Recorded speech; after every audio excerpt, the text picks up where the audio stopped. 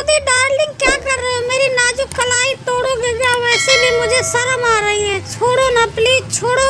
अरे सपना डार्लिंग, मुझसे क्यों शर्मा रही हो? आओ चले उस गन्ने के खेत में, मैं तुम्हें प्यार करूंगा, आओ चले। नहीं नहीं, कोई आ जाएगा, मुझे डर लग रहा है।